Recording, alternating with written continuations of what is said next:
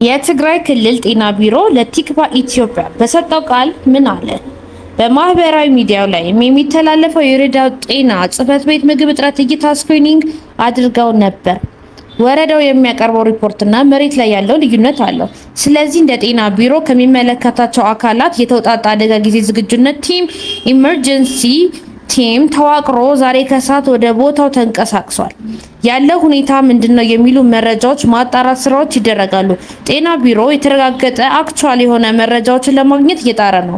በማህበራዊ ሚዲያው ግልጽ በሆነ መቀንጨርና የምግብ እጥረት ያጋጠማቸው በእድሜ ጠና ያሉ ሰዎችን ፎቶ አይተናል። እንደ ጤና ቢሮ እንደዚህ አይነት ችግር ላጋጠማቸው ዜጎች የሚሰጥ 300 ካርቶን ኃይል ሰጪ ብስኩት ሃይ ኢነርጂ ዛሬ ጠዋት ወደ ቦታው ልከን ደርሷል።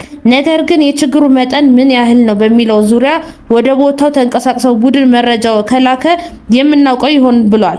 ቲክቫ ኢትዮጵያ በክልሉ ስላጋጠመው የምግብ እጥረት የተከታተለ መረጃ የሚያቀርብ ይሆናል። ቲክቫ ኢትዮጵያ አዲስ አበባ። ወረዳው የሚያቀርበው ሪፖርት እና መሬት ላይ ያለው ልዩነት አለው። የትግራይ ክልል ጤና ቢሮ በትግራይ ሰሜናዊ ምዕራብ ዞን አስገደ ወረዳ እንደ ስላስ ሽራ ከተማ አቅራቢያ የምትገኝ ሕጻጽ መጠለያ ጣቢያ ውስጥ ተጠልለው የሚገኙ 16000 የሚሆኑ ተፈናቃዮች ከፍተኛ የሆነ የምግብ እጥረት እንዳጋጠማቸው መዘገባችን ይታወቃል። አካባቢው ስላጋጠመው የምግብ እጥረት የጉዳቱን መጠንና ስፋት ዙሪያ የተብራራ መረጃ እስካሁን ከክልሉ ጊዜያዊ አስተዳደር የተባለ ነገር የለም።